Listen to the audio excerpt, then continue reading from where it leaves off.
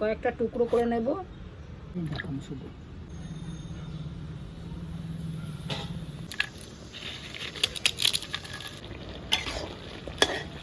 নমস্কার বন্ধুরা, বং কুকিং আর একটা নতুন রেসিপি নিয়ে চলে এসেছি। এই দেখেন, এটার নাম কি বলেন তো? এটা হলো লাউ না, কিন্তু এটা লকি।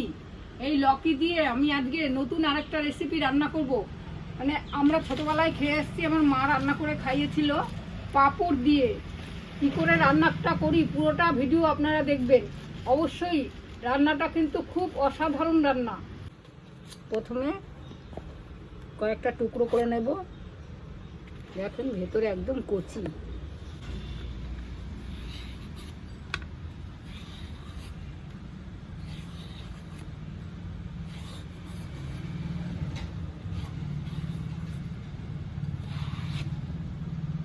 দেখেন কত সুন্দর দেখতে। কাটার আগে আমি ধুয়ে নিচ্ছি, তারপরে আমি কেটে নিচ্ছি। এইভাবে বড় বড় ফালি করে কেটে নেব।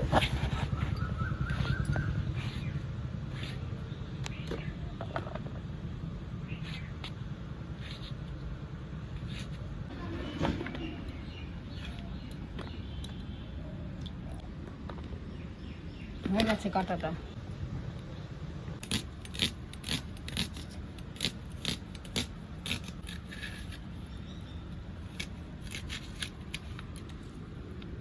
পেঁয়াজগুলোও কেটে নিলাম, টমেটোও কেটে নিলাম, ওইটা লঙ্কাও ফেলে নিলাম।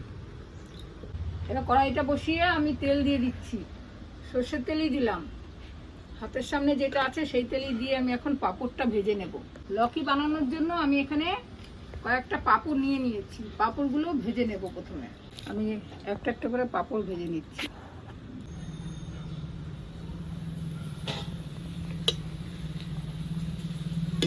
পাঁপড় তো গুটিয়েই যায়, বলার কিছু নেই।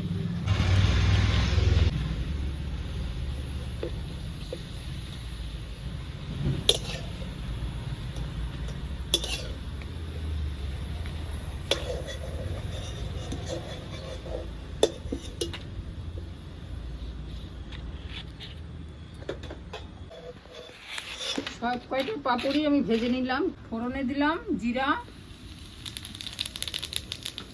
আর একটু হিং নিয়ে নিয়েছি, হিং দিয়ে দিচ্ছি। পেঁয়াজগুলো দিয়ে দিলাম, টমেটোটাকে কষিয়ে নিলাম। এবার আমি কাঁচা লঙ্কাগুলোকে দিয়ে দিচ্ছি। আমি লকিটাকে দিয়ে দিচ্ছি ভালো করে। এবার আমি লবণ দিয়ে দেবো। দেখি লবণ হয়েছে, পরিমাণ মতন লবণ দিয়ে দিচ্ছি। হলুদ, লবণ হলুদ দিয়ে ভালো করে কষিয়ে নিই। জিরার গুঁড়ো 1 চামচ, ধনিয়ার গুঁড়ো 1 চামচ, লঙ্কার গুঁড়ো 1 চামচ।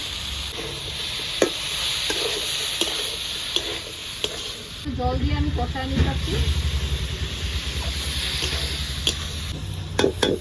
একটা কষানো।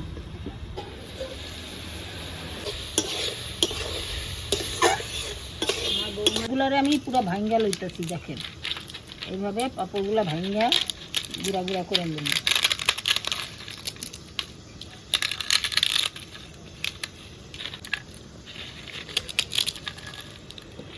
একটু মিষ্টি দিয়ে দিলাম। নিরামিষ তরকারিতে একটু মিষ্টি না হলে ভালো লাগে না। তরকারিটা কষাইতে কষাইতে তেল ছাইরা দিচ্ছে। আমি এরপরে জল দিয়ে দিতেছি।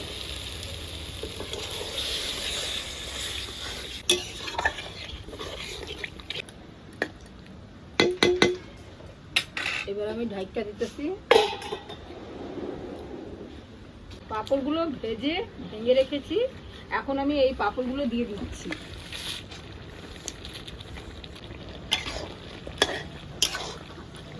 কসুরি মেথি আমি অল্প করে নিলাম, নিয়ে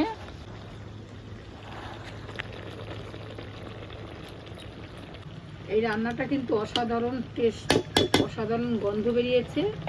আমি আবার একটু ঢেকে দিয়ে নামিয়ে ফেলবো। পাঁপড় দিয়ে মেথি পাতা দিয়ে এত সুন্দর তরকারি হয়, দেখবেন অবশ্যই। রান্নাটা হয়ে গেছে বন্ধুরা, যে যেখান থেকে দেখছেন পুরো ভিডিওটা দেখে অবশ্যই কমেন্ট করে জানাবেন ভিডিওটা কেমন লাগলো।